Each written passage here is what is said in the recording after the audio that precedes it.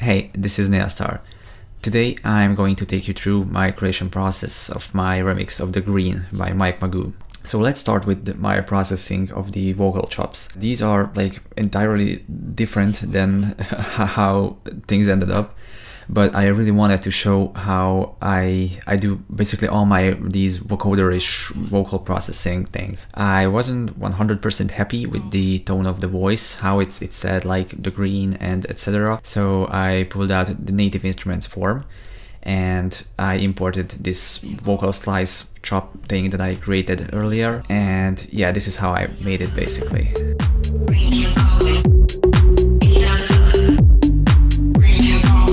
It's just really great with any type of processing, and lately I've been using it a lot. And this is where the magic happens, when you start tweaking the formant knob. It's just amazing how this sounds. Okay, now here we are. This is the actual session of how I started creating it.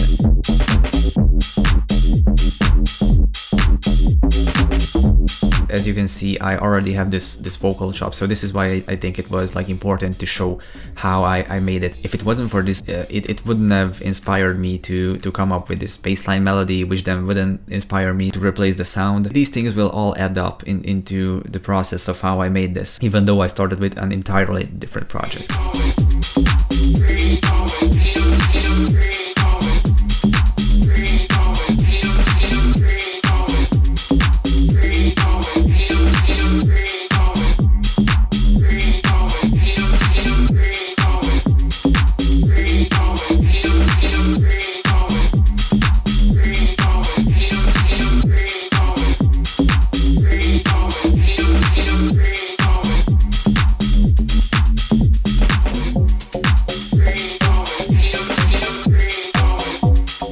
The actual bassline sound is from Alchemy, and I tweaked it from a preset called Deep Techno FM Bass. It's already going to sound pretty similar to this, but it has a lot of like really unnecessary processing going on inside the synth, which I basically removed. Then I added my own processing to it, and I tweaked the FM synthesis a little bit as well. But it's going to be really similar to this right out of the box.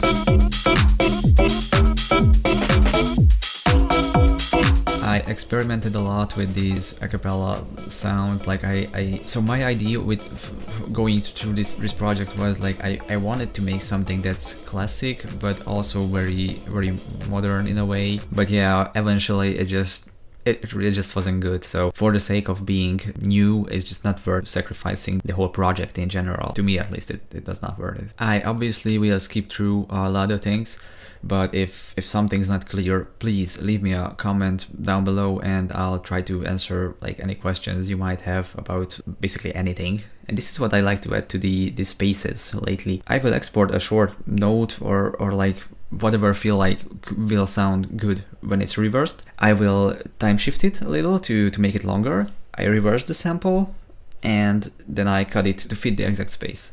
Depending on the situation, if there's a kick drum happening there, I will either just add the fade in thing like what I did here, or I will go ahead and add the sidechain compressor to it too.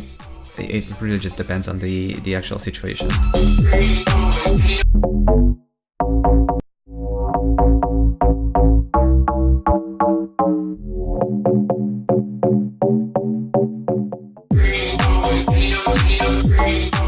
So this is also really important. Whenever I set the groove to this uneven kind of thing inside the MIDI patterns, I will always adjust the groove to it. Why I decided to cut these like this, because they were exactly on the beat, but the bass melody is not 100% exactly on the beat, so it has a slight groove to it. Because of this, I don't really want these rhythms to clash. It's just going to make the whole mix down more transparent in a way. So yeah, I will always adjust. I don't use very many loops, so I mean I really try to do everything as separately as possible. This loop is one of the few exceptions because I processed it so many times. It just feels to me like it's a single sound.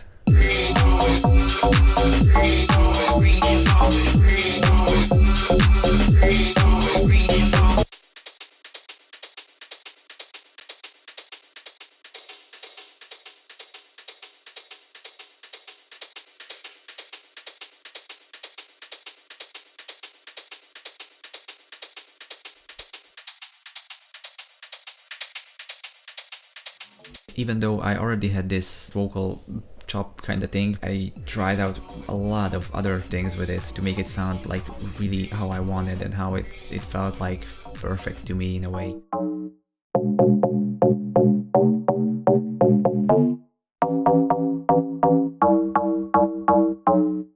I always try to focus on starting my basic ID process with laying down the busiest part of the track. It really just makes my arranging process a lot easier. I always start with the busiest point, like this is the whole takeaway from this, and I'll just go from there, really.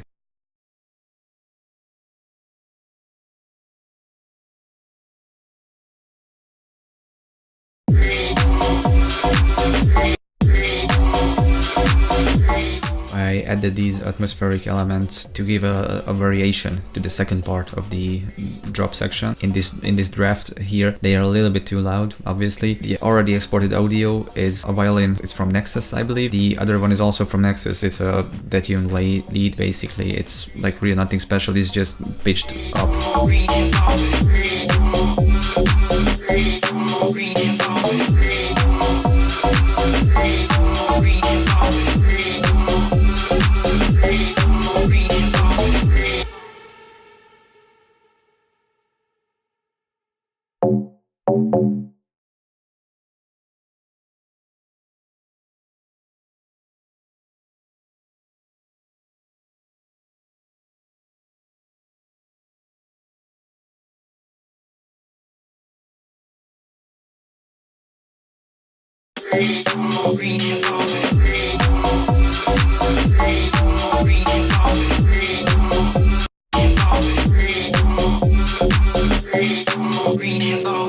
And I wanted to show this too because I think it's really important to look at it, like how I go about these transitions between sections. I hear a lot of music lately that are like really good sound design.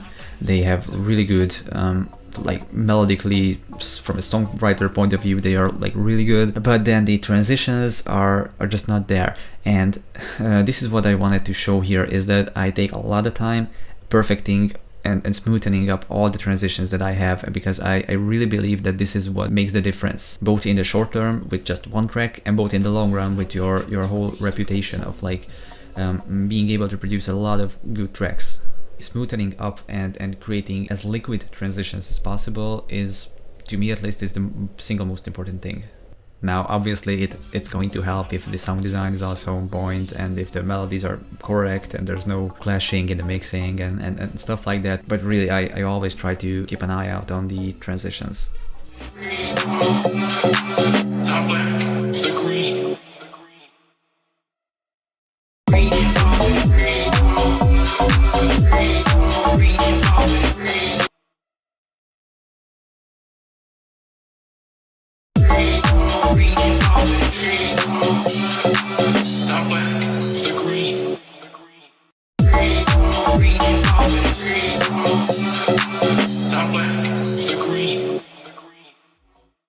Okay, so here I am designing the breakdown and the uplifting part. So originally I came up with a lot of different ideas for the breakdown, and then I decided to go with this. Like this was the most empty one, I guess, because whenever I tried to add like a pad to it or like just whatever arpeggios, they really shifted my focus away from the vocals, which I did not want. So I decided to just basically empty out the whole thing. I added like just this one violin and build up from that part. This is it basically.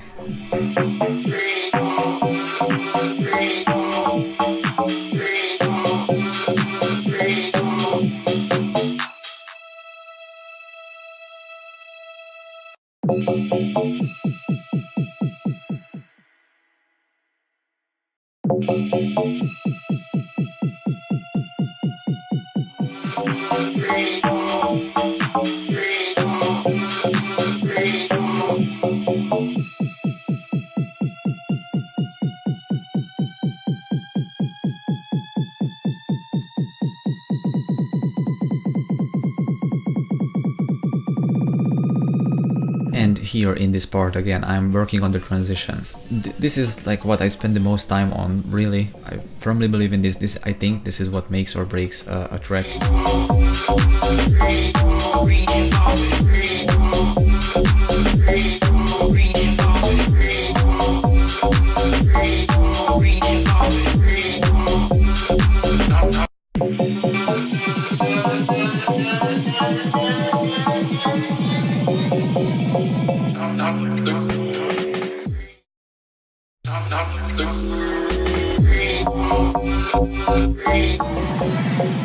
I always go about like designing breakdowns or like even the drops like this. I just make a draft first and then I stuff it up until a point where I feel there are enough sounds. Then I go about again with the smoothing process. Again, transitions are, in my opinion, one of the most important things. So this is what I basically spend the most time with.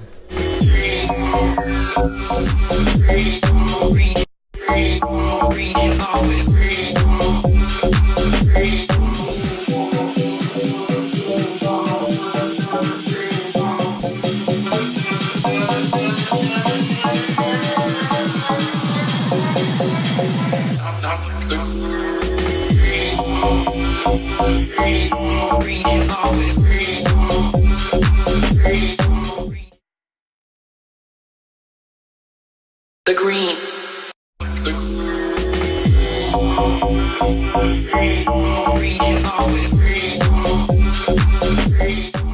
Whenever I'm designing the next drop section or the next part, I will always go about like copying the previous section and trying to find something that I can add to the next part, or like something with the transitions that I can make different. Really just put a little bit of spin on it.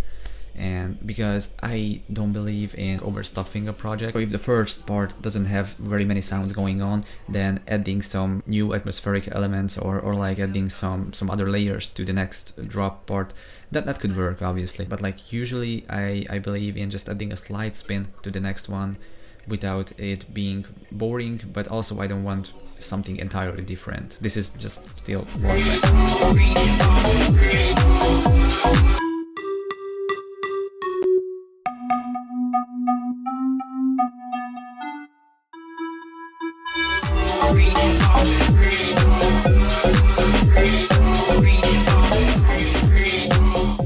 If there's anything that I haven't showed or like it wasn't clear, please leave me a comment, because I want these videos to be as valuable as possible, and I'll answer every single comment or every single question you might have about anything regarding this project. So yeah, I hope you have a great day, and this is Nalestar signing out.